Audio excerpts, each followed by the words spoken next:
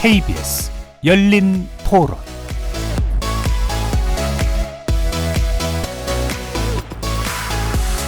안녕하십니까. KBS 열린 토론 정준희입니다.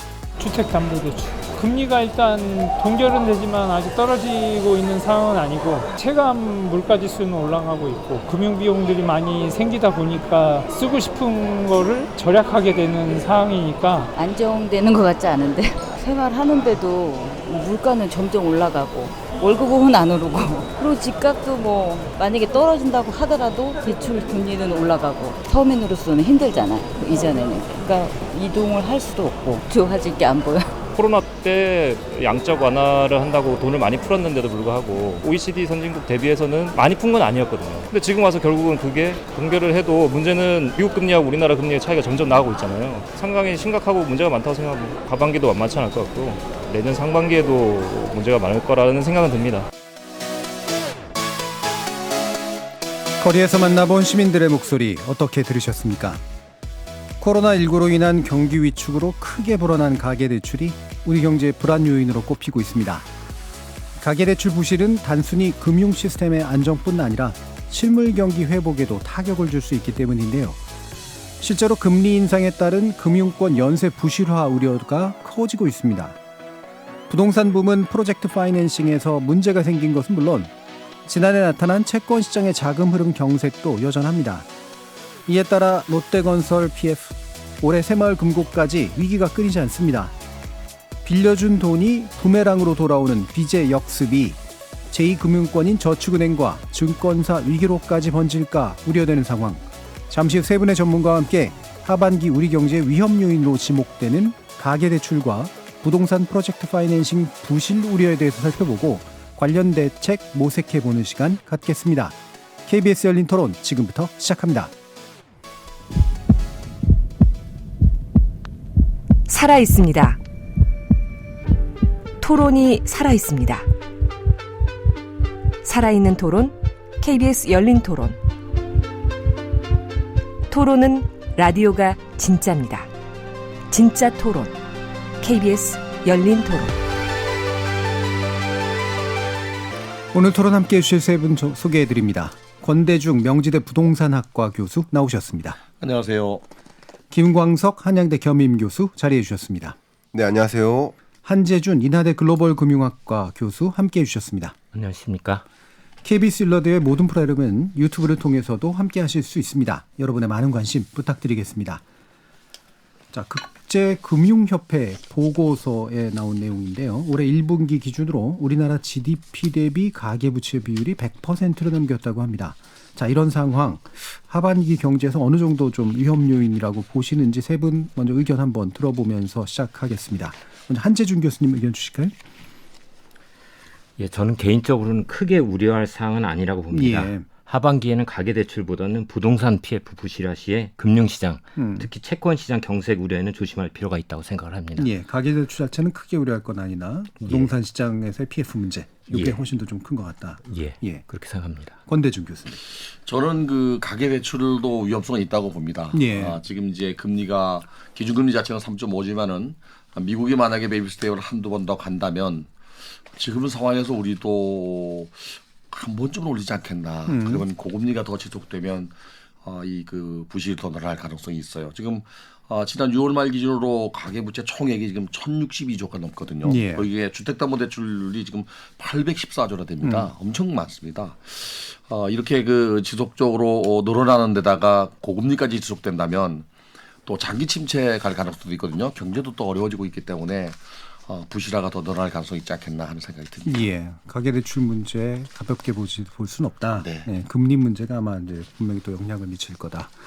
자, 김광석 교수님. 네, 이 빚의 문제, 빚의 습격이라고 이야기를 하는데 예. 부채 문제는 이제 크게 경제 주체가 3대 주체잖아요. 예. 가계, 기업, 정부인데 이 여러 가지 언론에서 여러분들이 이제 공유하시는 정보들이 혼재돼 있어가지고 이게 기업 부채인데 기업 부채 문제인데 가계 부채 문제로 오해하고 예. 뭐 정부 부채 문제인데 또 기업 부채 문제로 오해하고 이걸 세 가지를 이제 구분해 본다면 말씀하셨던 것처럼 가계 부채 문제 우리가 우려하는 종류의 가계 부채 문제는 크지 않다. 그러나 기업 부채 문제는 좀 상당하다. 이거 먼저 이제 모두 발언을 이렇게 말씀드리면 예. 또 가계부채 문제도 문제가 없다고 보는 것이 아니라 가계부채 문제 있습니다. 있는데 여러분들이 생각하시는 그런 종류의 가계부채 문제는 아니다. 예, 이따가 심층적으로 어떤 부분에 그러니까 가계부채 문제의 본질이 무엇인지를 좀 정확히 말씀드리고 싶은데 예. 가계부채 문제가 있지만 뭐 가계부채 규모가 지금 1,900조다, 2,000조다. 그러니까 가계부채 문제다. 이런 생각은 좀 사실은 이 기회를 벗삼아서 좀 지우실 기회가 되지 않을까 하는 생각으로 저 의견을 좀 드리도록 하겠습니다. 예. 그러니까 그러니까 그런 식의 문제는 아니다라는 건 이게 규모가 단지 커서 문제는 아니다. 네, 이 네. 부분을 뒤에서 좀 더 짚어주실 거고 기업 부채 문제가 좀 더 부채 문제에선 좀 심각하다. 네, 그렇습니다. 예. 자, 그러면 일단 가계 부채 문제를 좀 얘기를 해볼 텐데요. 가계 부채 증가 요인이 뭐냐? 이 부분에 대해서 뭐 일단 객관적으로 좀 짚어봐야 될 것 같은데 권대중 교수님 어떤 부분 짚어주시겠습니까? 우선 그 가계부채가 증가되는 첫 번째 요인은 이제 뭐 주동산 가격이 많이 올랐기 때문에 예. 이 주택담보대출이 늘어난 거거든요. 여기 뭐 전세금 대출도 늘어났고 또 중도금 대출도 늘어났고 이게 이제 부동산 시장 가격이 오르면서 부담을 가졌던 증가 요인이 가장 컸던 것 같습니다. 최근에도 역시 4, 5, 6월 달에 부동산 거래가 일어나면서도 또 대출이 좀 늘었거든요. 이 그 가계부채의 근본적인 문제는 부동산 가격이었던 것 같습니다. 예. 네. 그러니까 주로 이제 부동산 가격과 연관된 그 비용으로 이제 뭔가 네. 충당해야 되는 부채들 영역에서 커졌다. 한재준 교수님. 저도 아까 김 교수님이 말씀을 하셨는데 예. 가계부채하고 기업부채 문제를 얘기했는데 저는 사실 공통점이 자영업자 대출이라고 봅니다. 아하, 자영업자가 가계로도 빌리고 기업으로도 빌려서 제가 추측하기에는 김 교수님 말씀하신 게 그 부분을 건드린 게 아닐까. 자영업자 부채가 한국은행 집계 자료로 1,030조 정도 발표가 됐지 않습니까? 그래서 그 규모가 큰데 사실은 보면 이제 그 자영업자의 소득군으로 나눠보면 고소득, 중소득, 저소득으로 볼 수 있는데 예. 저소득층의 부채는 120조가 됩니다. 제가 생각하기에 이 중에서 거의 부실에 가까운 건 한 85조에서 90조라고 생각을 합니다. 물론 정부가 만기 연장 등을 해주고 있기 때문에 만약에 2,000조 중에 90조는 무너질 거라고 하더라도 물론 이걸 대출해 준 기관은 문제가 되겠지요. 사실 정확히는 보증이 다 들어 있습니다. 그래서 보증기관에게 문제는 되겠지만 저는 그 점에서는 심각성이 있는 거지 그 외에는 만약 뭐 부동산 가격이 고꾸라진다면 그때는 어떻게 할 수 없겠죠. 그런 상황이 하반기에는 발생하지 않을 것 같아서 저는 어떤 특정 저희 저소득층의 자영업자군에 대해서는 특히 유의할 필요가 있지만 이게 사실 기업 대출도 올렸다고 생각을 합니다. 예. 그래서 그 부분에 저희가 중점을 둘 것이지 다른 데까지 너무 이렇게 폭넓게 위험감을 가질 필요는 없지 않을까라고 생각을 합니다. 주로 이제 가계부채든 기업부채든 자영업을 위주로 특히나 저소득 자영업자들 위주로 증가된 부채가 문제일 것 같다. 자, 김광석 교수님. 네, 가계부채 규모가 크면 단순히 문제다라고 우리가 이해를 하고 있어요. 예. 그동안. 제가 거슬러 올라가 보면 과거에 이제 다른 연구기관에 있을 때 가계부채가 1,000조 원을 돌파할 지점이었어요. 그때는 1,000조 원 돌파한다면서 모든 일간지에 일면에 다 실렸었어요. 가계부채가. 1,000조 원 돌파하면 마치 쓰러질 것처럼 나라가 폭탄 그림과 함께 같이 그려놓는 거죠. 근데 사실 1,000조일 땐 문제고 1,100조일 땐 더 문제인가? 1,200조이면 더 문제인가? 예. 가계부채 문제의 본질을 가만히 생각해 보면 우리가 주변에서도 좀 생각해 보시면 고소득층, 고자산가들이 부채 규모가 크거든요. 예. 그리고 저소득층, 저자산가들의 부채 규모는 극단적으로 작습니다. 명확히 말씀드려 보면 5분위, 그러니까 1분위부터 5분위까지 나눠봤을 때 5분위 고소득층의 경우에는 한 가구당 부채의 규모가 예를 들면 한 2억 정도 됩니다. 평균적으로. 근데 1분위 저소득층의 부채 규모는 1,2천만 원입니다. 예. 그러니까 전체 2,000조 가계부채라고 하더라도 전체 가계부채에서 차지하는 그 저소득층의 비중은 절대적으로 작다는 거죠. 예. 그럼 2,000조가 쓰러지는 게 아니라 2,000조가 쓰러지려면 아마도 부동산 매매 가격이 지금 수준이 아니라 뭐 한 20% 정도 폭락하는 예. 그런 경우라면 그 부채 가지고 빚을 상환할 수가 없으니까 그 집을 팔아도 상환할 수 없으니까 부채의 규모의 문제가 있다고 판단할 수 있겠는데 규모의 문제가 아니라 저소득층의 빚. 그러니까 이들은 채무 상환 비율이 너무 현격히 올라가서 예. 채무 상환 능력 자체가 현저히 떨어지고 있거든요. 결과적으로 부채의 규모의 문제가 아니라 저소득층의 빚의 질의 문제가 있다. 예, 예. 이것을 먼저 말씀드리고 싶습니다. 예, 결국은 상환 능력이 떨어지는 비록 소규모이긴 하지만 네. 그분들의 이제 부채에서 이제 문제가 생길 것이다. 그 부분이 중요하다는 말씀이신데 부실 채권 실제로 비율 자체가 2분기 연속 상승하고 있다고 하고요. 연체율이 또 올라가고 있다고 하는데 뭐 금감원에서는 뭐 양호하다고 합니다만 한주준 교수님 이 부분에서 어느 정도 좀 우려해야 된다고 생각하십니까? 연체율이 지금 빠르게 올라가고 있는데요. 예. 사실은 은행권이 지금 현재 발표된 자료는 아마 0.4에 근접하는데 이게 코로나 이전인 19년 말 수준입니다. 예. 사실은 그동안 코로나 때 만기 연장, 이자 유예를 하면서 사실 이게 연체로 잡혔을 때 건전하게 잡혔었고요. 그것들이 지금 상환이 다가오면서 오르는 게 있고요. 일부 이제 사실 나머지는 가계대출이 아닌 이제 부동산 PF 쪽에 연체가 많이 오르는 게 있죠. 예. 그게 아마 두 개가 혼재돼서 저희들한테 이제 효과가 보이다 보니까 위험한 게 아니냐라고 하고 저는 사실 어느 정도 지금 관리는 필요하다고는 생각합니다. 왜냐하면 지금 작년 8월 이후 가계대출 증가세가 감소로 갔던 게 올 4월부터 3개월째 상승을 하고 있거든요. 이 추세를 이어가는 건 위험해서 관리를 좀 정부가 어느 정도 나서야 되지 않을까라는 생각을 합니다. 예, 이런 연체율 문제 김광석 교수님. 네, 저도 매우 비슷해요. 가계대출과 기업대출을 구분했을 때 가계대출 연체율은 코로나19 이전 수준보다 오히려 낮아요. 지금 올라오긴 했지만 0.4%로 올라오긴 했지만 여전히 코로나19 이전보다 낮아요. 그러니까 가계대출 연체율만 가지고 최근 23년 들어서 급등했다고 그게 문제인 양 생각하는데 사실은 20년, 21년, 22년 동안 연체율이 계속 떨어진 겁니다. 그것을 한번 생각해보면 또 재밌는 현상은 금리라는 단어를 생각했을 때 금리는 일종의 가격이잖아요. 대출이라는 금융상품을 이용하는 대가, 그 가격이단 말이죠. 근데 금리가 올라가면 가계 주체, 이 경제 주체들이 행동하는 게 뭐냐면 빚을 갚자에 있어요. 디레버리징이라고 하죠. 그러니까 결과적으로 경제 주체들이 다 현명하기 때문에 금리가 올라가네? 그럼 가계 빚의 규모를 줄이자. 기업도 다 빚을 갚습니다. 그러니까 모든 경제 주체들의 액션이 빚 갚는 데 집중하는 거예요. 그러나 그럼에도 불구하고 빚을 갚지 못하는 그런 계층이 일부 있고요. 기업도 마찬가지입니다. 그러니까 기업 중에서도 대부분 빚을 갚아 나갔는데 빚을 못 갚는 계층이 있어. 바로 중소건설사들이 대출 받았다가 못 갚는 거죠. 분양이 돼야 돈을 갚는데 분양이 안 되니까 못 갚는 거죠. 그러니까 일부 특정, 그러니까 우리 가계부채 문제 있다고 생각합니다만 부채 문제의 본질이 무엇이고 그 본질을 찾아서 그 포커스를 맞춰서 그들의 부실 문제가 없도록 조치를 취하는 게 정책의 방향성이지 않을까. 그러니까 정책의 방향성이 엉뚱하게 잡으면 마치 2천조의 문제가 있다. 그럼 규모를 늘리면 안 된다. 이러면 엉뚱한 대책이 나오는 거죠. 그래서 부채의 문제는 규모에 있지 않다라는 것을 강조하는 의미에서 심지어 기업대출 연체율도 최근 많이 올랐습니다. 근데 평균 기업대출 연체율은요. 20년 1분기 때 0.6%였어요. 지금 0.5%입니다. 오히려 떨어졌어요.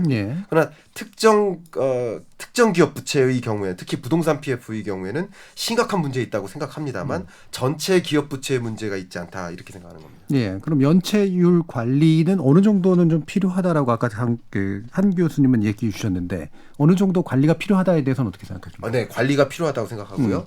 방금 말씀드렸던 것처럼 이 가계대출 부문도 연체율이 급등하는 계층이 있어요. 그러나 그 몇몇 계층을 제외하면 연체율이 오히려 떨어집니다. 빚 갚기에 집중했던 거예요. 기업도 마찬가지입니다. 금리가 너무 높으니까 기존 사업하던 것들도 다 철회시키고 다 빚부터 갚고 뭐 이런 식으로 의사결정을 내리는 거죠. 그러니까 소위 경제 주체들이 현명하게 대응하는 거죠. 근데 말씀하신 기업대출 연체율, 가계대출 연체율이 유독 높은 부분을 헤아려 보면 가계부채의 경우에는 취약차주라고 하죠. 그러니까 취약차주의 정의를 말씀드리면 조건이 하나가 있는데 그것은 다중채무자여야 됩니다. 3가지 이상의 종류의 빚을 갖고 있으면 다중채무자입니다.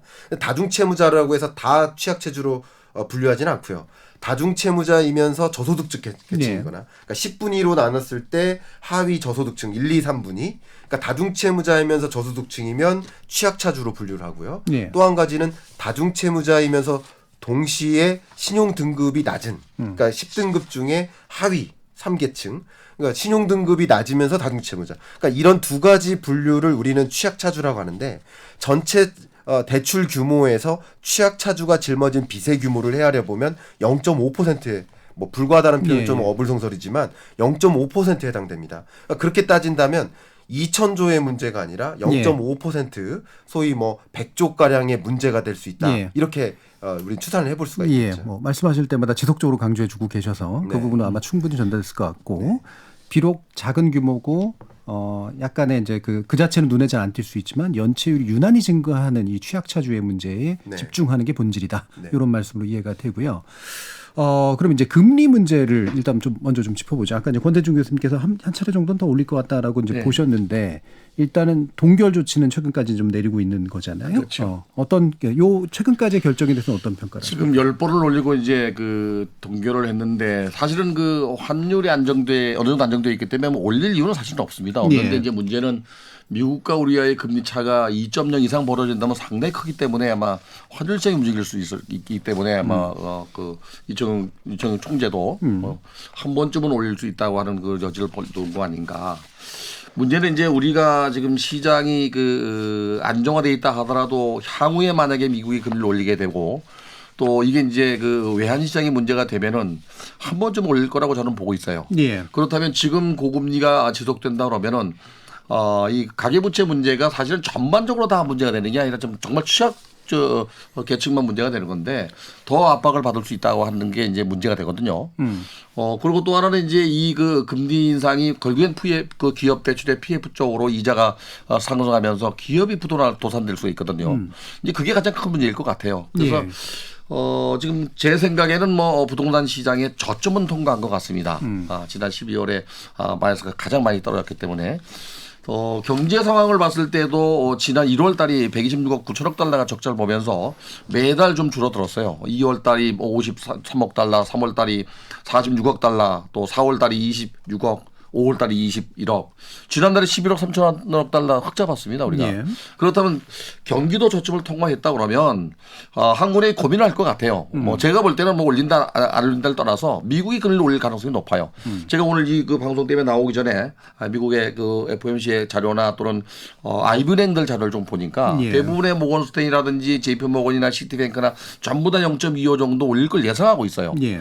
그렇다면 미국이 한 번쯤 올린다면 우리가 그냥 가야 될 상황인지는 아마 고민을 할 것 같아요. 제 개인적인 생각으로는 한 번쯤 베이비스텝 간다 그러면 금리가 올라가면 부동산 시장에는 영향을 좀 받을 거라고 봐요. 예. 그러니까 지금 이제 한국은행 같은 경우에는 미국과 금리 차는 있긴 있지만 아직 환율 문제가 심각하다고 보진 않기 때문에 일단 이런 결정을 내린 거고, 근데 이후로는 이제 환율을 고민하면서 한 번 더 올릴 수는 있을 것 같다. 한재준 교수님은 어떻게 보시나요? 저도 전반적으로 동감을 합니다. 예. 사실 이제 한국은행이 미국이 2차례까지 지금 예상되고 아마 한 차례 0.25가 가장 가능성이 높은데요. 저희가 걱정하는 게 내외 금리 차가 벌어지면 지금 1.75도 미중의 사태고 2%가 나지 않습니까? 그래서 외환 유출 우려가 있기 때문에 사실은 한국은행이 뭐 지금 제가 보기에는 올려야 되는데 현재 안 올린 거는 예. 제가 보기에 새마을공고발 PF 시장 문제도 있고요. 다행히 좋은 게 CPI 상승률이 한국은 좀 잡혔거든요. 예, 소비자 물가 2% 후반대로 내려왔습니다. 그래서 미국이 이제 상승하고 나면 그때 여력을 남겨두려고 예. 지금 시장에 금리를 올려서 혼선을 주느니 지금 버틸만 하다라고 보고 미국이 올린 뒤에 올림으로써 그 환율 시장도 잡겠다 그런 뜻으로 하지 않았을까라고 생각을 합니다. 예. 반대로 내려서는 또 안 된다고 저는 생각을 하는 게 지금 가계부채 문제를 다들 얘기하고 있는데요. 내리는 것은 가계부채 확장이란 잘못된 시그널을 줄 수 있어서 예. 양방향을 다 생각하고 말씀은 편하게 하셨지만 엄청난 고민 끝에 동결하고 한 차례 따라 인상할 보관을 갖고 있지 않을까라고 예. 생각을 합니다. 그러니까 소비자 물가지수 부분에서 우리가 아직 여력이 좀 있고, 예, 예. 그리고 이제 그 새마을공고 문제를 키울 수는 없기 때문에 예, 그렇습니다. 내리지도 않고 당연히 올리지도 않으면서 이제 동결 쪽을 선택했다. 예, 많은 그렇게 고민이 생각합니다. 있었을 것이다. 예. 네, 김광석 교수님. 예, 일단 금리를 결정한 게 FOMC 위원들의 마음을 그냥 바꿔서 역지사지로 바꿔서 생각하면 조금 더 명확해지는 것 같아요. 예.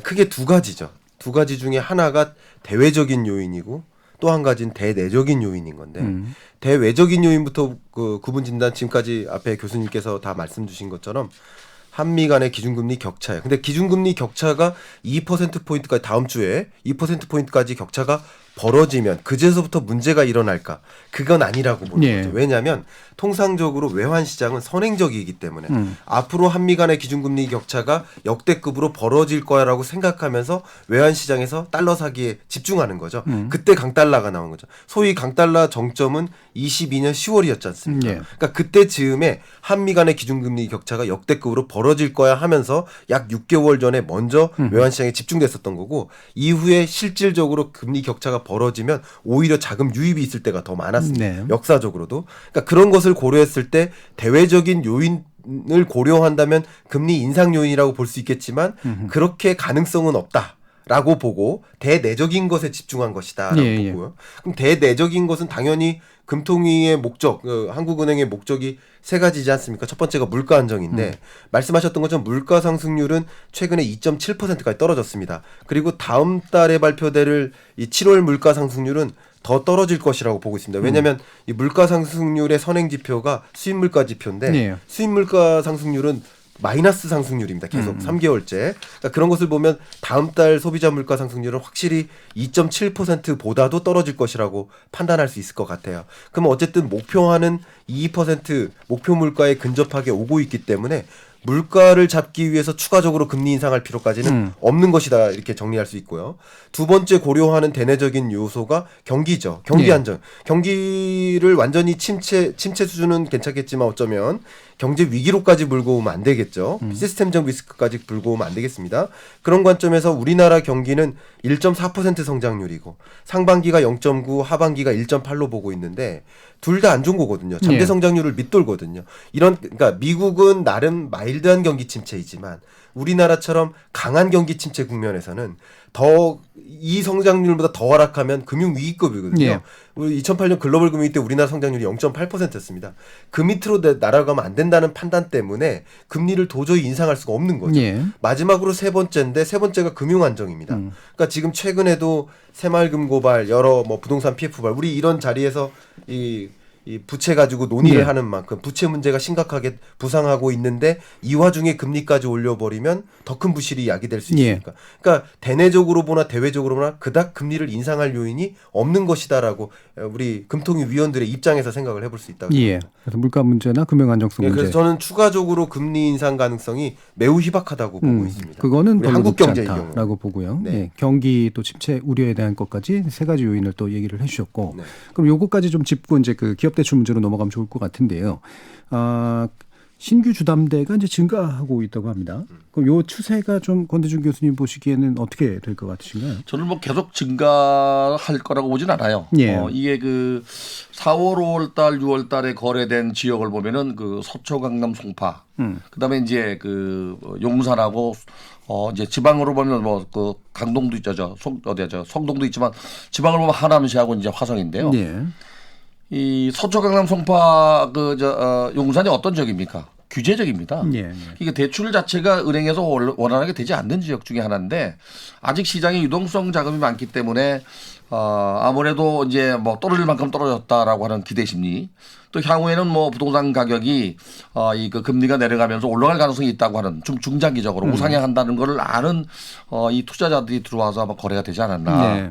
여기 이제 뭐 재개발자 재건축 사업 지역에 미래 가치를 보고 들어온 것도 있고요. 특히 이제 하남시나 그 동탄 화성 지역 같은 경우는 공공택지입니다. 네. 일반 분양이 그 분양가 상한제가 적용되는 지역이고요. 물론 서울도 그 5개 지역은 분양가 상한제가 적용되는 지역입니다. 규제 지역에서 거래가 일어나면서 가격이 오른 거지 대출이 늘어서 오른 건 아니거든요. 네. 그래서 향후에 만약에 한 번 금리가 올라가든지 고금리가 당분간 지속된다면 가계부채가 예전처럼 그렇게 증가하지는 않을 거라고 봐요, 저는. 그래서 지금 이제 일부 이제 부동산 가격에 이제 그 약간의 상승 내지 이제 거래가 좀 있는 건 주로 이제 현금 여력이 있는 사람들에 의한 그렇죠. 구매다. 더 이상 많이 뭐 떨어지는 건 이제 한계가 있다. 예. 금매물 위주로 소진되다가 이제는 뭐 이거 장기적으로 볼 때는 금리가 내려가고 가격이 올라갈 수 있다는 기대 심리 때문에 아마 그 매수하지 않았나. 실수요자가 거래해서 이렇게 가격이 오른 건 아니거든요. 예. 거래라는 건 아니라고 봐요. 알겠습니다. 자, 그러면 이제 그 PF 문제, 부동산 프로젝트 파이낸싱 문제로 이제 좀 가볼 텐데요. 이게 이제 좀 더 중요한 문제로 이제 판단을 한다라는 의견들은 이제 대부분 또 주시기도 했어서 이게 어느 정도까지의 어떤 현재 진행의 어떤 모습을 보이고 있으며 이후엔 또 어떻게 전망해야 되는가라는 문제를 좀 가보도록 할까요? 김광석 교수님 말씀 주실까요? 네. 그러니까 부동산 PF 연체 혹은 부동산 PF 대출 잔액이 쌓이는 본질적인 문제라고 짚는다면 바로 미분양 주택 건수죠. 예. 왜냐하면 분양되고 나서 돈 갚을게요 하고 빌리는 게 프로젝트 파이낸싱인데 그렇죠. 분양이 되지 않고 있으니 돈을 못 갚을 능력이 사라지는 거죠. 그러다 보면 갚을 능력이 사라지는 중소건설자는 무너질 수도 있고 그 돈을 못 받는 금융사들은 금융부실에 처할 수도 있는 거죠. 그럼 결과적으로 우리 부동산 PF를 얘기하려면 미분양 주택 건수의 추이를 좀 살펴볼 필요가 있겠는데요. 이게 미분양 주택 건수가 정확히 수요와 공급의 결과물이지 않습니까? 네. 그래서 부동산 가격 그 추이하고 매우 비슷하게 움직입니다.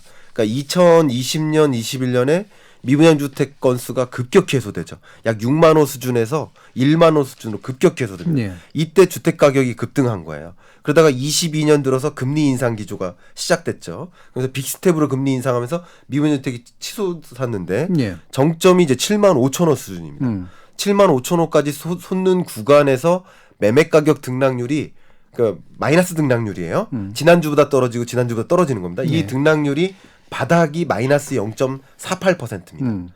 그러니까 마이너스 0.48% 등락률을 기록했다가 지금은 이 등락률이 지난주 대비 여전히 마이너스예요. 지난주 대비 떨어지고 있습니다. 다음 주도 마이너스일 겁니다. 여전히 바닥은 아니라는 거예요. 다음 주가 바닥이거나 그 다음 주가 바닥이거나 지금 그 등락률이 마이너스 0.4%까지 왔습니다. 마이너스 0.5에서 마이너스 0.04까지 왔습니다. 그러니까 0에 근접하게 오고 있는 거죠. 등락률이. 그러니까 이 올라가는 구간, 등락률이 더 떨어지지 않는 0에 근접하게 오는 구간이 정확하게 일치하는 게 미분양 주택 건수가 7만 5천 호, 7만 5천 호, 7만 3천 호, 7만 2천 호, 6만 8천 호를 찍었습니다. 이 미분양 주택 건수의 추이가. 그러니까 그런 흐름하고 정확하게 맞아떨어집니다. 그러니까 미분양 주택 건수가 지금 이제 위험 구간을 보통 6만 5천 호로 두고 있거든요.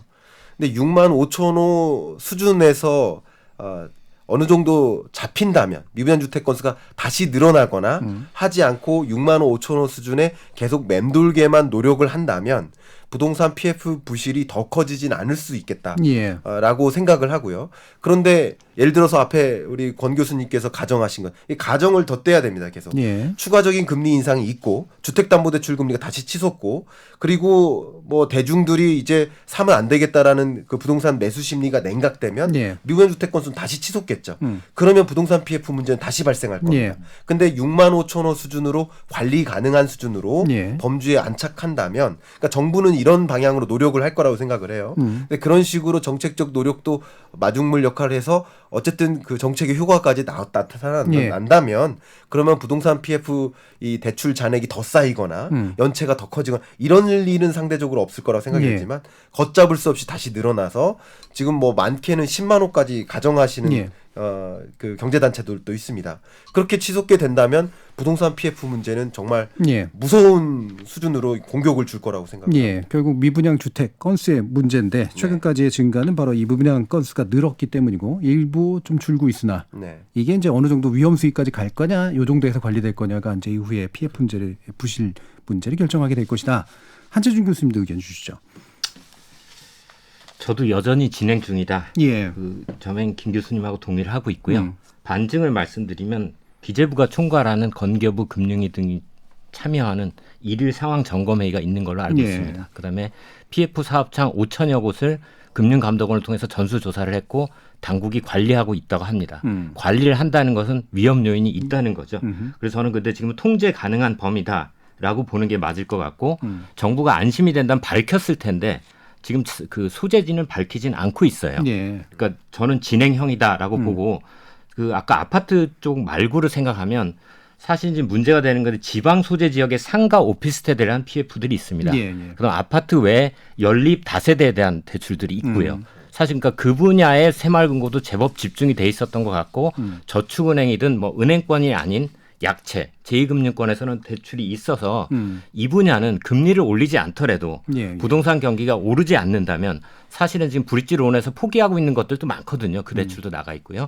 그래서 그런 쪽으로 약간 중소형 대출 기관이나 건설사 쪽에서는 위험은 있지만 그 정도는 저희 경제 전반에 지금 타격을 줄 요인은 아니다라고 생각을 하고 그걸 고려해서 이번에 한국은행에서 금리 인상 스텝을 저는 중단했다라고 봅니다. 개인적인 의견입니다. 연립 다세대나 이제 상가 문제 쪽에서 이제 문제가 좀 일부 있을 수 이 부분 있는데 제가 좀 추가적으로 공감의 의견을 좀 드리면 이게 경제 주체들이 그냥 가만히 있는 게 아니라 동태적으로 어떤 경제 현상에 맞게 움직이지 않습니까? 그러니까 지금 움직이는 대표적인 금융사들의 움직임은 대출 안 해주자는 움직임입니다. 어떤 금융사를 막론하고 위험한 대출 안 해주자. 지금 심지어 어떤 수준이냐면요. 저는 이쪽 은행권과 건설사 양쪽을 다 확인해 봤는데 이 건설산업이라는 그 사업자 등록증에 건설산업이라고 찍혀만 있으면 대출 제외 대상입니다. 예. 그러니까 이게 무슨 말이냐면 부동산 PF 대출 문제가 커지고 부실 문제 커지니까 은행들이나 금융사들, 이금융권 다 포함해서 지금은 리스크 관리로 들어간 거예요. 예. 그래서 대출 상환 의지가 꺾인 겁니다. 대출을 안 해줘요. 그러니까 대출 태도 지수가 부정적으로 커지는 거예요. 그러니까 대출을 안 해줍니다. 그러니까 확실히 갚을 능력이 있는 경제 주체만 빌려주자 하면서 대출 태도 지수가 부정적으로 커집니다. 예. 이러다 보니까 사실 우리가 우려했던 그러니까 이런 움직임이 없다면 부실 문제가 커지고 계속 또 추가적인 대출해주고 이러면 부동산 PF 문제가 더 커질 수 있겠는데 예. 이 부동산 PF 문제가 중요하다. 그리고 이게 터질 수도 있다라고 이렇게 경고의 메시지들이 또 등장하니까 예. 또 금융기관이나 건설 양쪽이 그런 방향성을 맞춰서 또 움직이고 있다. 그래서 우리가 우려했던 만큼 그렇게 우리 전체 거시경제 전반에 큰 뭐 시스템적 리스크를 불러올 만큼의 그런 리스크는 아니다라고 생각을 합니다. 예. 그럼 뭐 결국엔 짧게 얘기하면 이제 부실을 줄이려고 하는 노력이 이미 진행되고 있기 때문에 이게 큰 문제를 일으킬 정도로 되지는 않을 것이다라는 말로 이해가 되는데 이 두 가지로 좀 봐야 됩니다. 하나는 그 미분양 물량 때문에 PF의 문제가 되는 부분이 있고요. 예. 토지를 매입하고 인허가 내고 착공 전에 되는 문제가 있습니다. 이 브릿지라는 거는 이미 인허가 내기 전 얘기거든요. 이게 예. 일시적으로 돈이 들어갔다가 이제 본 PF 가기 직전이기 때문에 이 부분 미분양은 또 달라요. 예. 그래서 미분양 물량이 지금 6만 8천 호도 어떻게 보면 저는 개인적으로 한 8만 호, 9만 호 된다고 봐요. 그 이유가 30가구 이상 되는 주택에 대해서만 이 분양 보증을 받기 때문에 통계가 잡히고 그 이하의 비아파트 부분에 다세대 올리면 다 빠진 상태입니다. 예. 근데 오히려 아파트보다는 비아파트 부분이 더 미분양 나거든요. 이게. 예. 그런 부분이 빠진 상태고 두 번째는 제가 이제 어제 그저께도 제가 심사를 간 적이 있는데 지난 목요일 날, 금요일 날. 근데 그때도 어떤 문제가 생기냐면요.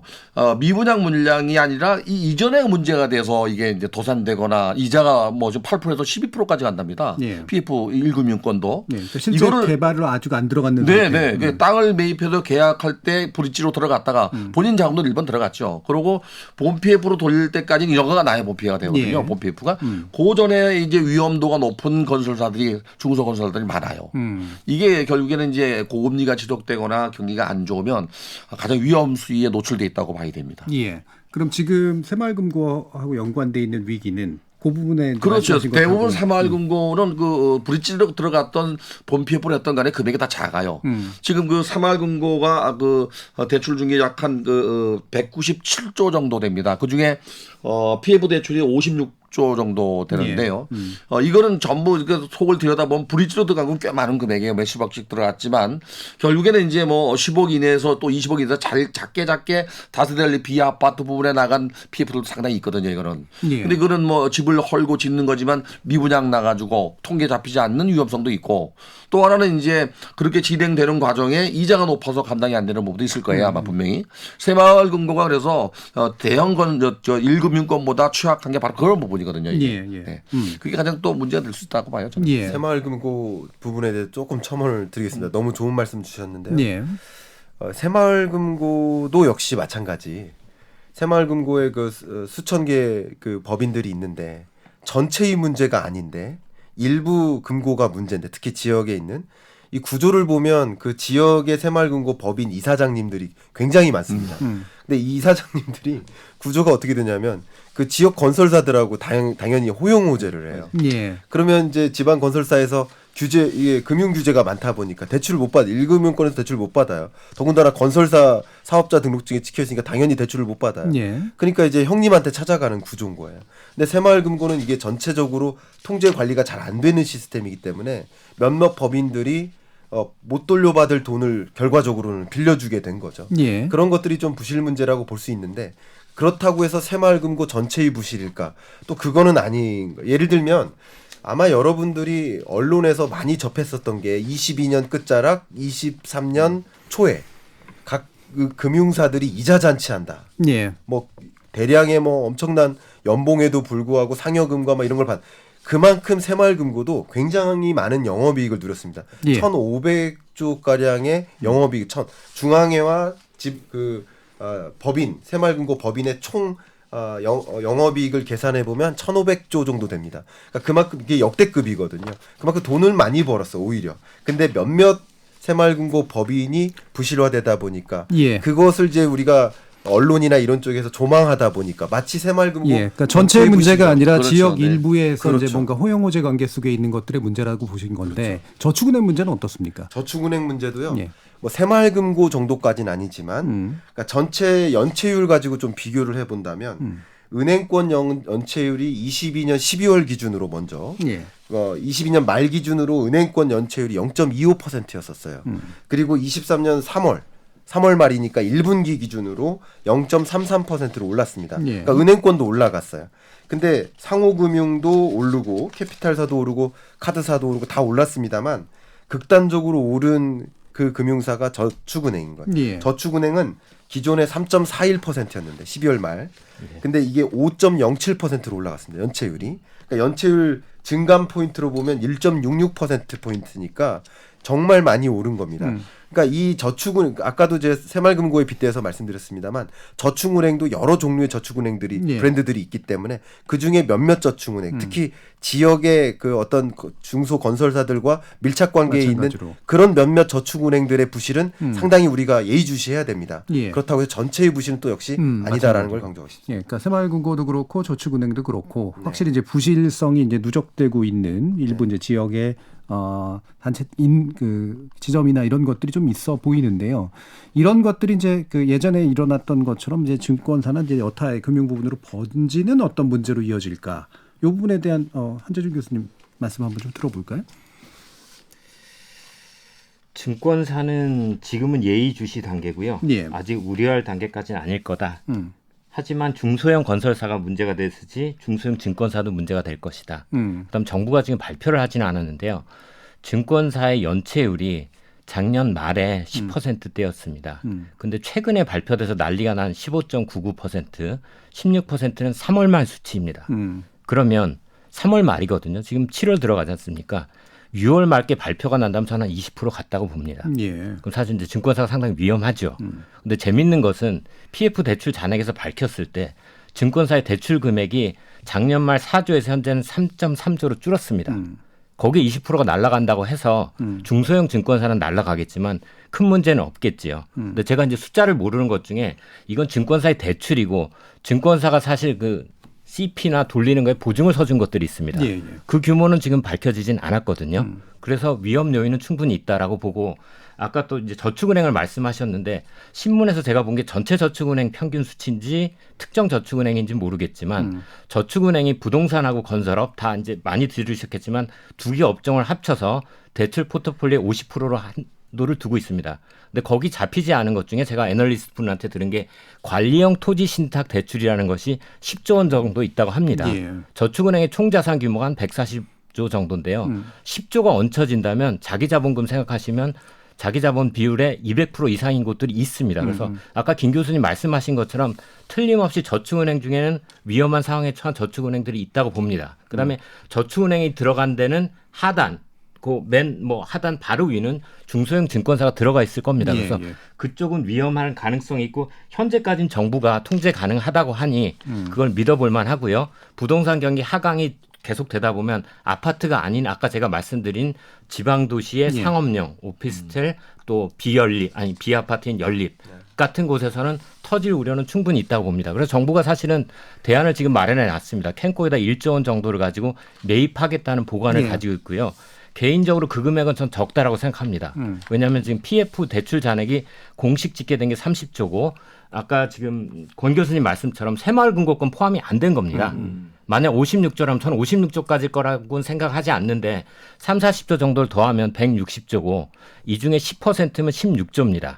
16조가 부실이 나면 사실 부실 자산을 살 때는 캔코가 절반 이하 가격으로 삽니다. 예. 그럼 16조라고 만약 한다면 간단히 말하면 8조 정도가 필요한 지금 1조는 적고 저는 예. 만약 사태에 따라서 정부는 얼마인지 투자할 생각을 갖고 있기 때문에 지금 새출발 기금이라는 게 30조를 만들 예. 약정을 했거든요. 그러니까 정부가 상당히 기민하게 대응을 해서 막겠지만 그 사이에 시장에 혼선은 충분히 있을 거라고 그러니까 큰 저는 연쇄 생각합니다. 구도까지는 아니겠지만 중소형 일부에서 터지는 규모 대략 한 16조 규모 정도가 만약에 예상한다면 거기에 대한 정부의 대응은 아직은 좀 부족한 수준인 것 같다. 예. 하지만 정부도 보관은 가지고 있을 보관은 거라고 가지고 있을 봅니다. 것이다. 예, 권 교수님. 저도 일단 그 PF 대출이 사고 나기 전에 정부가 그 사전적 대책을 갖고 있어야 된다고 봐요. 지금 당장 뭐 돈을 투자해서 어떻게 그 살리는 공적 자금을 투자하는 그런 게 아니라 적어도 미분양 대책을 우리 김 목사님 말씀하신 대로 미분양 대책을 줄일 수 있는 보관을 갖고 있다든지 또는 뭐 그 새마을금고나 또는 그 저축은행이 사고가 났을 때 대처할 수 있는 보관을 갖고 있다든지 예. 이 사전적 대책은 꼭 필요하다고 봐요. 예. 그래서 PF 대출 규모가 전반적으로 아까 제가 말씀드린 대로 미분양과 관련된 PF 대출 문제 그 전에 사전적으로 우리가 그 브릿지로 들어갔을 때 그 사고 날 수 있는 문제 예. 이 문제 부분은 뭐 탕감해 주라는 게 아니라 적어도 금리를 낮춰서 이렇게 뭐랄까 그 대안을 강구한다든지 아니면 뭐 채권을 매입해 준다든지 하는 그런 보관을 가지고 있어야 된다고 봐요. 예, 그러니까 위험을 좀 줄여주면서도 이제 사들일 수 있을 정도의 네, 어떤 그 정도 것들의 대책이 있어야 대비는 된다고 봐요. 된다. 예, 김광석 교수님. 저도 정말 100% 공감하는 말씀을 주신 거고요. 앞에서도 그런 말씀 주셨잖아요. 제가 아까 저축은행의 연체율을 말씀드린 건 일단 처음 말씀드렸으니까 전체 대출의 연체율이었습니다. 네. 근데 또 우리 한 교수님께서 말씀하신 것은 그 중에서도 일부 부동산 PF 대출의 연체율. 그러니까 그런 그 문제점을 파고들어서 좁혀나갈수록 연체율은 더 커지고 부실 문제는 더 커질 수 있다고 봐요. 예를 들면요. 새마을금고의 연체율도 6월 기준으로 6.18%인데 그 전체 대출의 연체율이 6.18%. 예. 그중에 법인 대출 연체율이 9.99%인 거죠. 뭐 그밖에 나머지 개인 사업자라든가 가계 대출 연체율은 그거보다 낮은 거예요. 평균보다 낮겠죠. 6%보다 오히려 낮습니다. 예. 그러니까 결국 그 문제의 본질을 찾아가면 찾아갈수록 그 부채 부실이라든가 연체율, 부실채권 비율이라든가 여러 지표들이 다 부실하게 다 나타나는 겁니다. 근데 지금 권 교수님께서 말씀 주셨던 것처럼 이 새마을금고 연체율 문제가 최근에 6.2%까지 올라갔지만 이미 작년부터 레고랜드 사태 있을 때부터 연체율 심각하다는 얘기 해왔거든요. 그리고 올해 초에도 마찬가지 22년 말 기준으로 그 연체율이 3.5%였습니다. 3.5%가 2배까지 올라온 거예요. 그러면 3.5%도 연체율이 너무 심각한 거거든요. 그때부터 왜 대응을 안 하고 왜 이제 와서 6.22%를 초과할 때 이 대응이 늦은 거거든요. 그런 것이 진짜 안타깝다고 생각하고요. 지금 말씀하신 것처럼 그 전체 금융 부실이 아니라 특정 조직이나 특정 대상이 문제라고 한다면 그 문제를 찾아가서 그 부채가 말 그대로 불거지기 전에 지금 당장 조치를 취해야 될 거라고 생각을 하는데 그런 대응을 안 하고 그냥 괜찮다고만 하면 그러면 정말 괜찮지 않을 수 있겠다라는 걱정이 좀 드는 대목입니다. 확실히 문제가 있는 영역에 대한 핀셋형 뭔가 대응이 필요했었는데 그 부분에서 뭔가 빠진 건 있었던 것 같다. 그리고 또 한 가지 이게 안타까운 건지 뭔지 모르겠어요. 이게 뭐냐면 이 대출 금융기관 사이드의 여러 그 금융부실 여부를 확인할 수 있는 통계들을 명확히 우리가 봐야 되는데 그 볼 수 있는 대표적인 통계들이 그러니까 말 그대로 굵직한 통계만 나옵니다. 그리고 나머지 우리가 조금 나름 깊숙이 들어가서 찾아볼 수 있는 통계들은 대부분 국회의원들이 정부에 요청해서 얻은 데이터를 보도자료로 뿌린 데이터예요. 오히려 보도로 그냥 나오는. 그러니까 사실은 우리가 문제점을 많이 지적하고 어디가 특별히 문제다라는 것을 지적하는 목소들이 계속 나와야만 경제주들이 그런 말 그대로의 문제로 가지 않도록 대응할 수 있을 텐데 그러니까 이게 만약에 이게 과도한 부실을 좀 과도한 불안을 만들지 않도록 유도하기 위한 목적인지는 몰라도 이런 구체적인 통계를 공개하지 않는 것이 그게 오히려 더 부실 문제를 야기하지 않을까 하는 걱정도 좀 드는 것이 있습니다. 근데 이게 이제 그 한 가지 부여해서 설명드리면은 미분양 물량이 늘어나 가지고 PF의 문제가 된다면 제일 먼저 문제가 되는 것은 이제 미분양 물량이 그 발생함으로써 건설사가 건축비를 충당을 못 해요.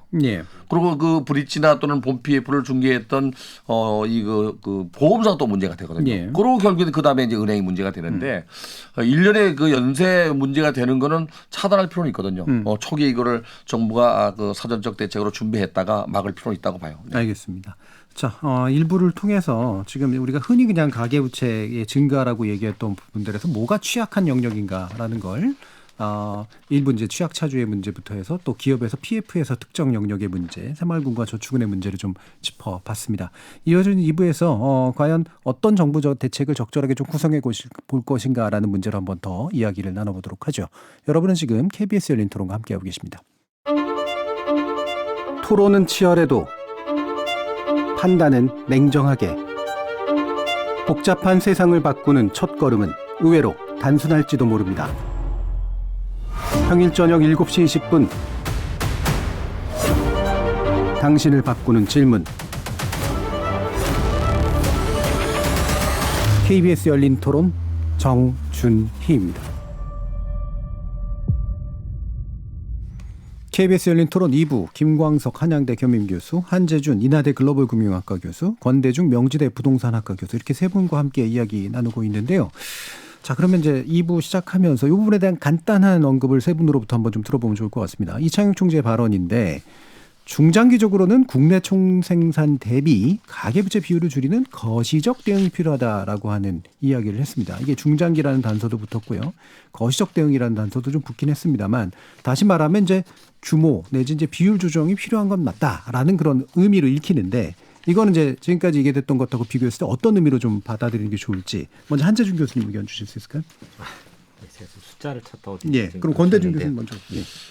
우선은 뭐 그 가계 부채를 줄일 수 있는 정부의 정책이라는 거는 대출을 줄이는 수밖에 없거든요. 예. 예. 그 지금 현재 일시적으로 그 역전세나 깡통전세 때문에 DSR 아닌 DTI를 적용해서 한시적으로 전세 보증금 차액 정도를 반환해주는 대출제를 도입했듯이 대출 규제를 하는 수밖에 없는데 예. 이게 무작정 또 대출 규제를 하게 되면 또 가계가 유체도 경제가 죽거든요.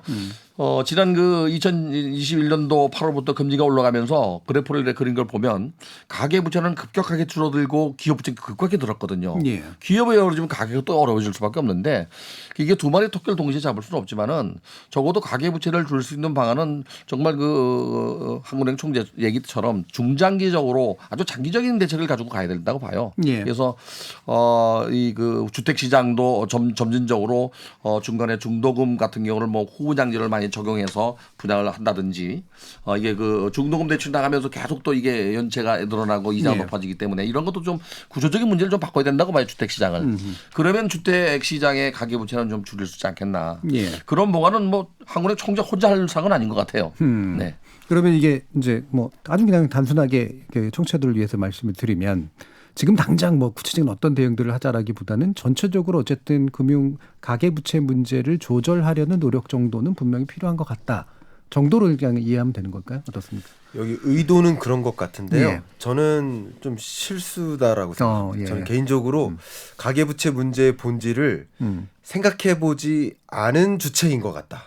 전 그런 생각을 해봅니다. 예. 가계부채라는 주제를 가지고 몇 개월 연구했을까 하는 안타까운 생각이 듭니다. 예. 왜냐하면 앞에 지금 계속 말씀드렸던 일부에서 말씀드렸던 것처럼 가계부채 문제의 본질이 규모가 아니거든요. 네, 그러니까 그게 배치되는 내용이라서 갚을 수 있는 빚을 많이 짊어지는 사람이 있어요. 그러면 갚을 수 있는데 왜 문제죠? 갚을 수 있는데요. 갚을 수 있는 사람이 부채를 많이 끌어다는 건 문제가 아니에요. 예. 갚을 수 없는 부채가 문제예요. 그럼 갚을 수 없는 부채가 어떤 규모이고 어떤 계층인지를 구분해서 그들의 부채 상환 능력을 보존해야죠. 예. 왜냐하면 여기서 상충되는 게 뭐냐면요. 우리나라 가계부채 2,000조 중에 약 60 몇 % 정도가 주택담보대출이고요. 네. 그리고 전세담보대출까지 합하면 부동산 대출이 대략 한 80% 가까이 됩니다. 근데 우리나라가 가계대출 규모가 GDP 대비 비율이 높은 이유 중에 하나는 전세담보대출이 있기 때문이에요. 우리나라만의 특징이에요. 그러니까 이것을 다른 나라하고 맞추자라는 방식으로 이 가계부채 규모를 GDP 대비 줄이자. 이것은 좀 제가 보기에는 좀 잘못됐고요. 왜 그러냐면 또 한 가지. 지금 이 전체 기업부채 문제까지 본질이 뭐냐면 미분양 주택이잖아요. 근데 이게 가계부채 규모가 22년 동안 줄었거든요.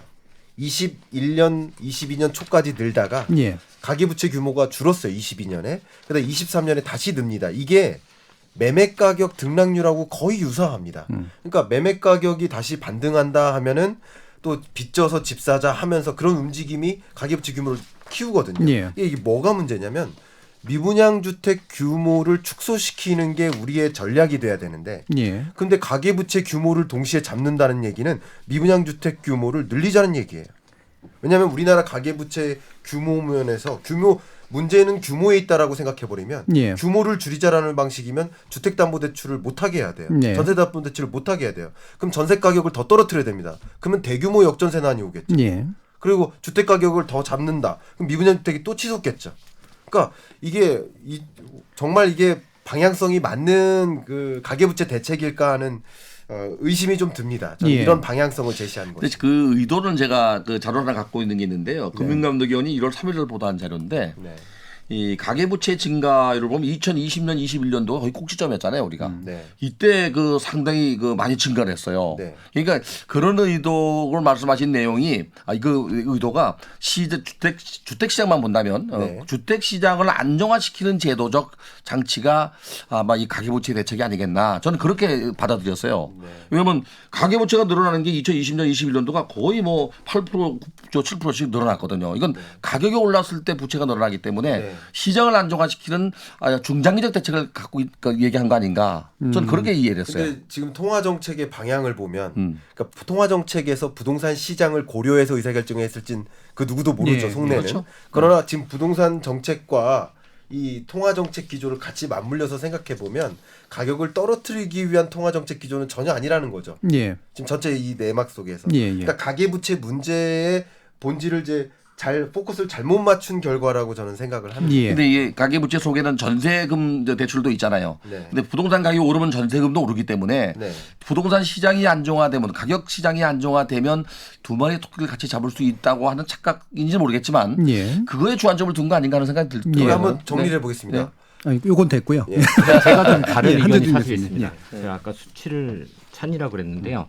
이게 지금 국제금융협회가 5월 말 자료가 6월에 보도된 것 때문에 그렇죠. 저희가 이제 GDP 대비 가계 부채 비율이 102%로 유일하게 100을 넘었습니다.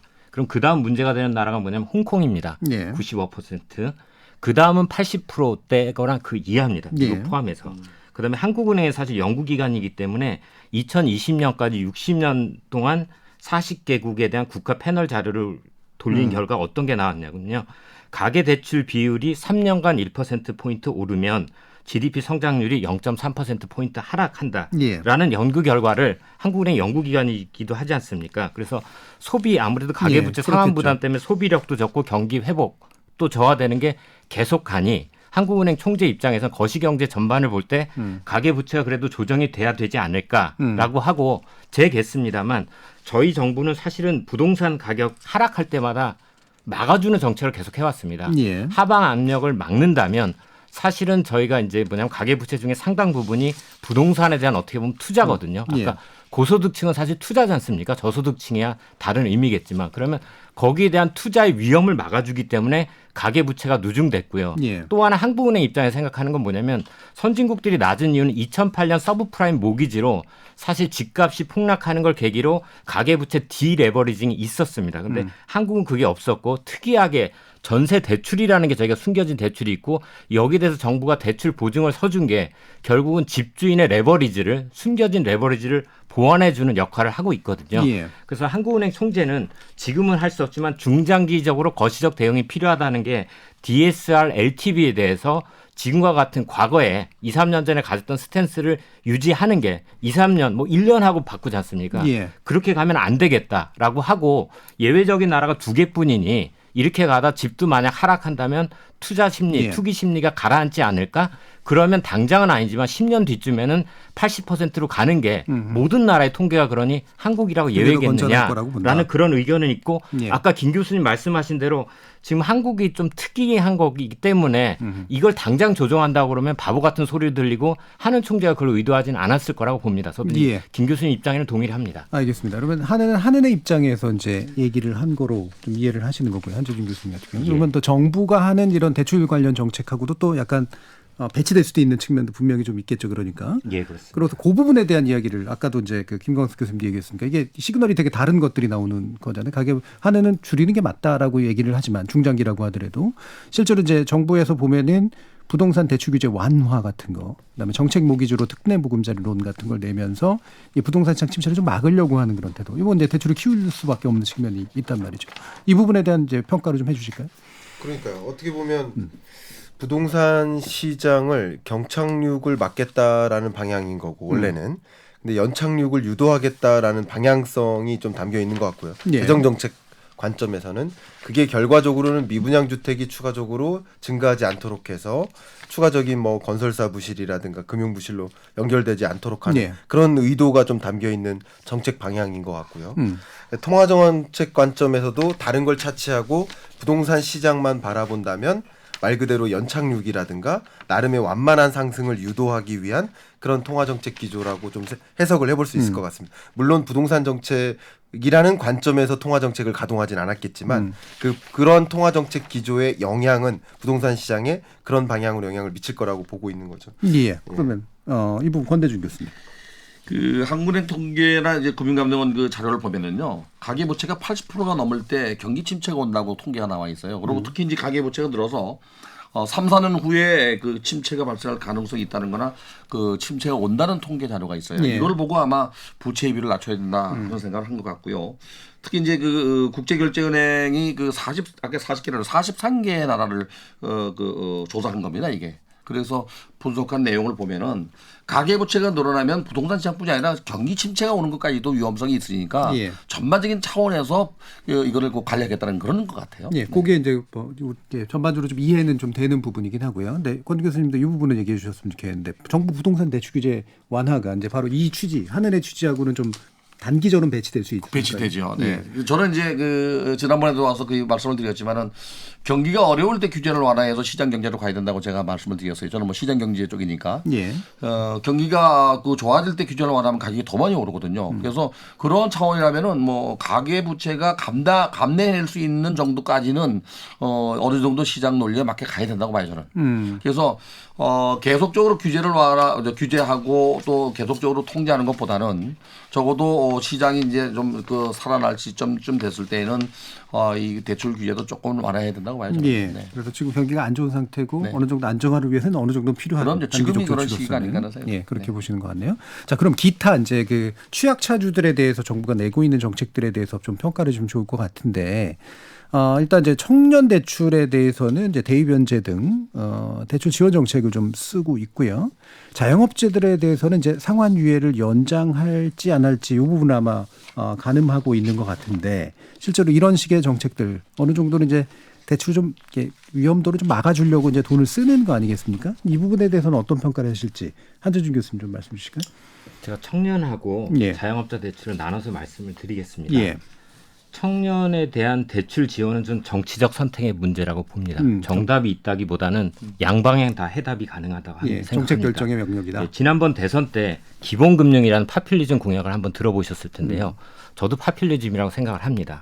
하지만 초기에는 이 지사 당시 이제 대선 후보 전에 이 지사는 청년에 대한 기본금융을 주장했습니다. 1,000만 원이었죠. 그 당시 이재명 지사 예, 말씀. 저는 그거는 지금도 충분히 유효한 게 아닌가라고 예. 생각을 합니다. 왜냐하면 두 가지 때문입니다.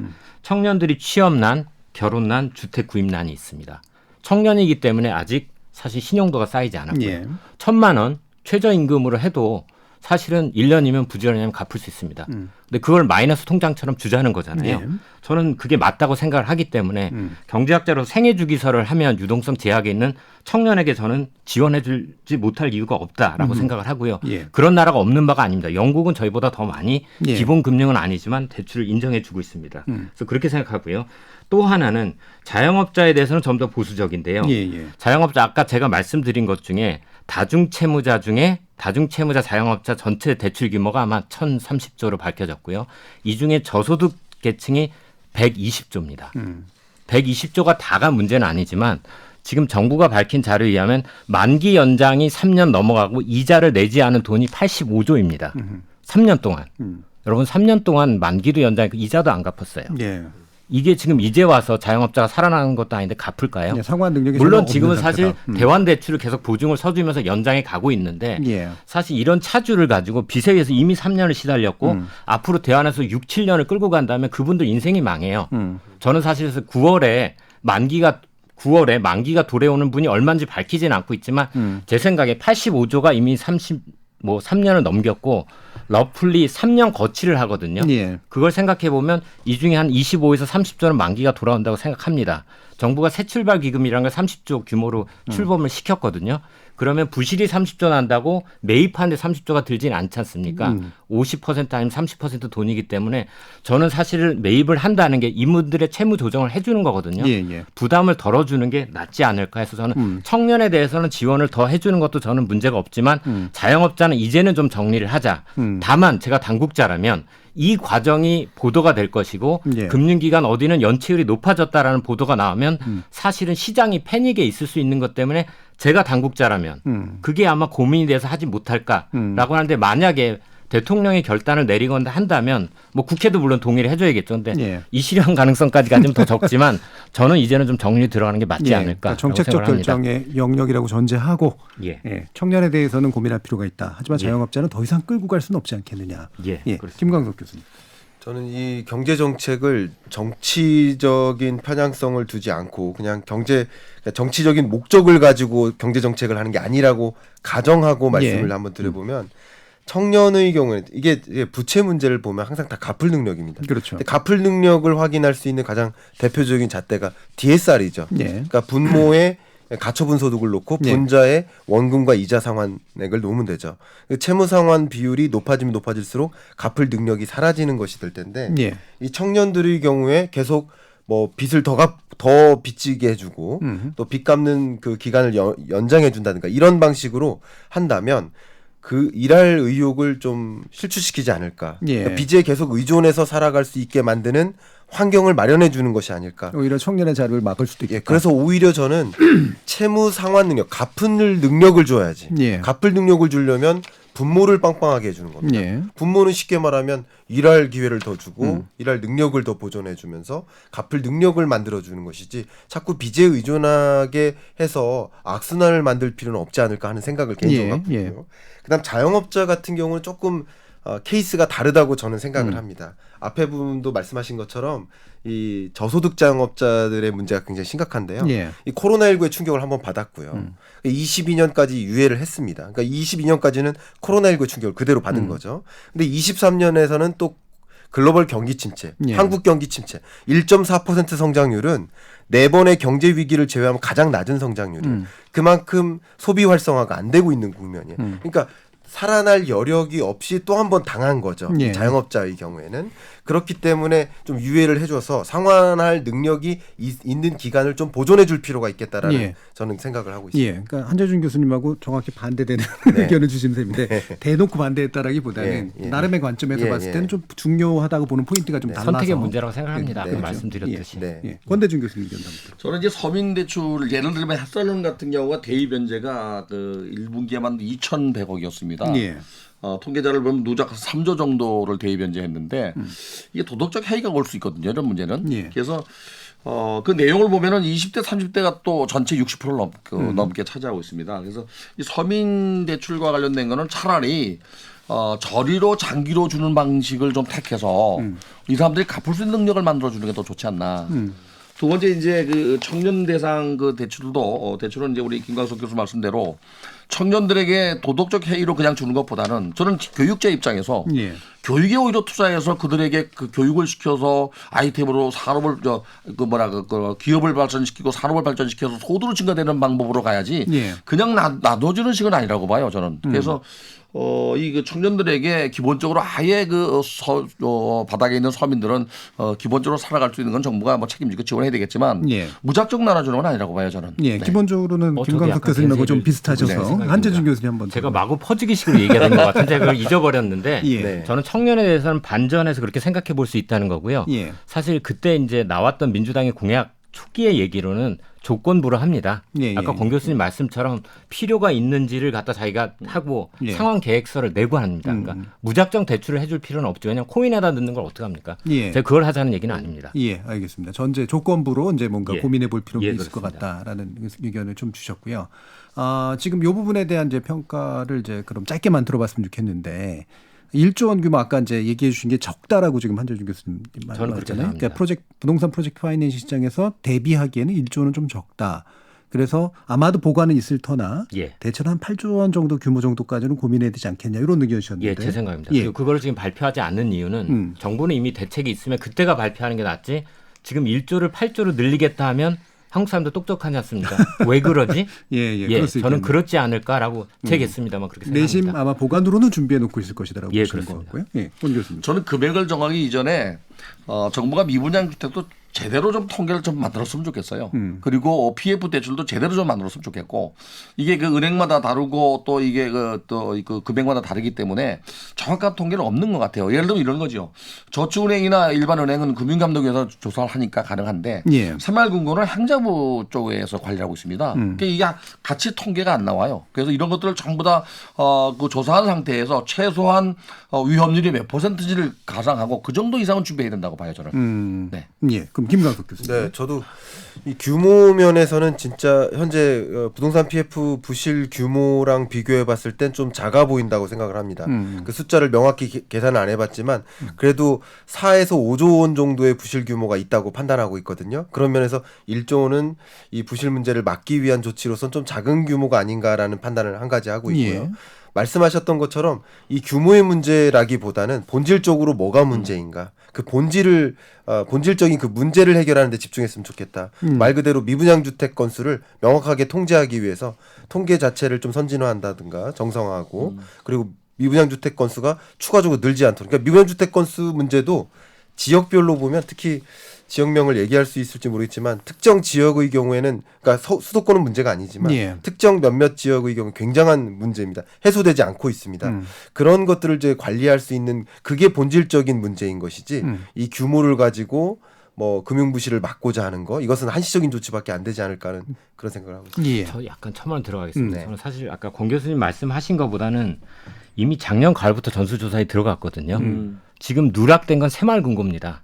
새마을금고가 지금 부동산 건설업 56조로 발표가 났고 이게 다 과연 PF일 거냐. 어떤 분은 거의 PF에 가깝다는 얘기도 하고 예. 지금 시장의 개수가 난무하는데요. 130조를 통제 가능하다고 생각했는데 지금 가장 부실률이 높은 새마을금고가 최대 56조가 가능한 숫자가 나온 건 정부로서 어나더 스토리입니다. 그리고 행안부가 자료를 내놓지 않는 걸로 저는 알고 있어요. 예. 그래서 사실 그쪽을 얼마큼 파악하느냐에 따라 상황이 달라집니다. 왜냐하면 130에 56조가 더해지는 거하고 130조를 관리 가능하다고 생각했던 건 전혀 다른 얘기지 않습니까? 그렇죠. 예. 그래서 사실 그 부분은 권 교수님 말씀대로 파악이 안 되는데 빠른 시간에 파악을 하고 만약에 시장에 불안정이 된다면 파악된 수치를 어느 정도라도 정부가 공개하는 게 신뢰성을 회복시키는 데 도움이 될 거라고 생각을 합니다. 네. 그러니까 3분의 1, 그러니까 지금 파악해 놓은 규모의 3분의 1 정도 이상 되는 그 규모가 더 그렇죠. 생길 수도 있기 때문에 예. 그러면 굉장히 다른 판이다. 다른 판이죠. 예, 알겠습니다. 자, 그럼 마지막으로 이제 마무리 발언 한번 좀 들어볼까 하는데요.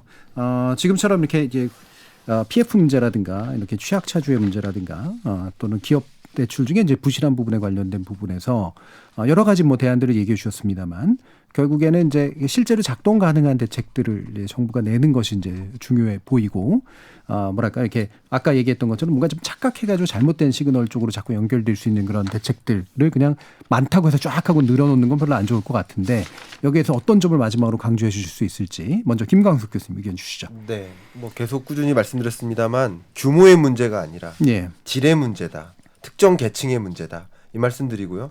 가계부채 한정해서 말씀드린다면 고소득층 4분위, 5분위 고소득층의 채무상환 비율은 오히려 최근 들어서 떨어지고 있습니다. 채무를 변제하고 있습니다. 근데 1분위, 2분위는 채무상환 비율이 더 늘어나고 있습니다. 예. 그러니까 1분위, 2분위는 생계형 대출이고요. 5분위는 투자형 대출입니다. 그러니까 투자형 대출이 규모 면에서 문제가 있어 보이는 거지만 규모의 문제가 아니라 생계형 대출, 저소득층의 부채 문제가 심각하기 때문에 이들의 채무 상환 능력을 어떻게 보존해 줄까, 이들이 어떻게 갚을 능력을 갖게 만들어 줄까, 이 부분에 좀 초점을 둔 가계부채 대책이 필요하지 않을까 하는 생각이 듭니다. 일부는 보존이신 것 같고 또 아까 얘기 들어보면 또 일부는 어쩔 수 없이 정리해야 되는 부분도 있다고 생각하시는 것 같은데. 네. 예. 네, 일부는 채무 상환 능력을 보존해 줘서 갚을 능력을 제공해 줄 필요가 있겠고요. 뭐 추가적인 보호 조치, 가계부채 안전판 대책들을 마련했을 때 소위 이제 좀비 기업처럼 예. 가계부채의 경우에도 계속 빚에만 의존하는 악순환 고리에 처할 수 있는 부채의 성격도 있기 때문에 그 부분들은 지금이라도 좀 정리를 해서 예. 추가적인 악순환을 만들지 않도록 할 필요가 있지 않을까 그렇게 생각하고 마지막으로 한 가지 말씀드리면 가계부채 문제든 기업부채 문제든 규모의 문제로 우리가 집중을 해버린다면 예. 그것을 통제하면 2금융권, 3금융권 다른 데로 갑니다. 예, 예. 부채 규모 자체가 줄어들지 않거든요. 그렇죠. 그런 것을 생각했을 때 부채의 문제를 본질이 무엇인지를 예. 판단했으면 좋겠다는 생각입니다. 권대중 교수님. 저는 이제 기업에 뭐 정부가 무작정 지원하는 것보다는 그 가지고 있는 자산을 유동화시켜서 유동화 증권으로 자금을 조달할 수 있는 그런 방법을 좀 더 자유롭게 해줬으면 좋겠다. 예, 예. 그러면 뭐 자산은 갖고 있는데 현금성이 돌지 않아서 유동화되지 않아서 또 이거 어려움을 겪을 수도 있거든요. 이걸 좀 활성화시키면 좋겠다. 물론 뭐 춘천 레고랜드 사건 이후에 그 유동화 증권 발행이 좀 어려워졌지만 어쨌든 정부가 좀 지원하면 가능성이 있거든요. 기업은 그렇게 했으면 좋겠고요. 가게 쪽에서는 적어도 상환 능력이 되는 사람들은 뭐 차별화되더라도 대출 한도를 좀 너무 묶을 필요는 없다라는 생각이 들어요. 그래야 시장이 좀 돌아가지 않겠나. 예. 그리고 또 하나는 이제 경제가 어려워지고 부동산 시장도 어려워지고 이럴 때 인허가 물량이 확 줄었거든요. 착공 물량도 줄고 이거를 좀 미래를 준비해서 정부가 주도적으로 좀 이 수요 공급과 관련된 공급을 예. 미래적으로 그 공급할 수 있는 지금 현재 뭐 작년 8월 16일 날 270만 원 공급 대책을 내놨지만 한 번도 그 뒤에 점검이 없었어요. 이것도 좀 한번 점검했으면 좋겠다. 예. 마지막은 이제 상환 능력이 최소한 정도 있는 사람들에게는 정부가 탕감해주거나 변제해서는 안 된다고 봐요. 저는 이거는 본인이 언제까지라도 이렇게 갚을 수 있는 그 길을 열어줘야 된다고 봐요. 그래야 이게 포퓰리즘이나 또는 뭐 도덕적 해이가 없지 않나 그렇게 생각이 됩니다. 예. 그러니까 기업 스스로 뭐 유동화의 방식을 택하던 스스로 대처할 수 있도록 자구책 있어야 돼요. 예, 네. 길을 틔워주고 개인도 이제 변제 능력이 있을 수 있도록 네. 만들어주는 방식으로 가야지 자꾸 이제 탕관 방식을 쓰면 안 된다. 네. 예, 그리고 별개의 얘기긴 합니다만 이제 인허가를 지금 해줘야 나중에 와올 문제를 막을 수 있다. PF가 어려우니까 이런 거 안 나가는 거예요. 착공 예. 못하는 거예요. 이게. 알겠습니다. 한재준 교수님. 저도 여기 오니까 약간은 다른 것 같은데요. 예. 그러니까 빚의 역습을 지금 우려한다고 하는데 한국은행 총재는 잘하셨다고 봐요. 예. 왜냐하면 다른 장관하고 달리게 4년 임기가 보장돼 있지 않습니까? 그래서 시장에 앞으로 부채로 당신들이 돈을 버는 일을 하지 말자라는 예. 면에서 연구 결과를 빗대서 사실 해외 사례기도 하고 80%를 당장은 아니지만 10년 안에 가야 된다. 라면 이제는 빚을 내지 말자라는 시그널을 주는 역할은 했다고 보이고요. 그 사실 이제 가장 포커스가 자영업자의 가계 대출하고 또 사업자 대출이지 않습니까? 예. 다중채무자 그중에 저소득층인데요. 제가 계속 누누이 말씀드리지만 저소득층의 120조 중에 80조에서 90조 원은 이미 3년 동안 이자 1원도 못 갚은 돈입니다. 폐업한 사람들도 많을 거고요. 그분들을 계속 상환하라 그러면 한국 분들 제가 이제 신용회복위원회 보니까 20년 상환하신 분도 있으세요. 예. 25년 상환하신 분도 있고 이분이 40대 해서 지금 60대가 돼서 갚고 있어요. 그 상황을 뭐 저희가 갈 수도 있지만 저는 그걸 좀 해소할 필요가 있지 않느냐. 물론 도덕적 해이 문제는 있지요. 그런 점에서 저는 좀 더 전향적으로 생각하자라는 거고요. PF 시장은 아까 말씀드린 것처럼 정부가 집계한 숫자 이외의 게 나와 있고 사실 관리형 토지 신탁이든지 브릿지 론 대출 같은 경우는 숨겨진 것들이 있는데 아마 제법 파악은 났었다고 생각을 하는데 여기에 대해서 총체적으로 관리를 할 수 있는 리스트를 만들고 거기에 대한 대응 방안을 정부가 아직 덜 짰다면 그래 보이기도 하는데요. 마련할 필요가 있지 않을까라는 생각을 합니다. 알겠습니다. 자, 오늘 이제 가계대출 문제로부터 시작해서 기업대출이나 이제 부실한 대출을 어떻게 관리할 것인가라는 문제로 얘기를 이어가 봤는데요. 오늘 논의는 여기서 정리하도록 하겠습니다. 오늘 함께해 주신 한재준 인하대 글로벌 금융학과 교수, 권대중 명지대 부동산학과 교수, 그리고 김광석 한양대 경영 교수 세 분 모두 수고하셨습니다. 감사합니다. 감사합니다.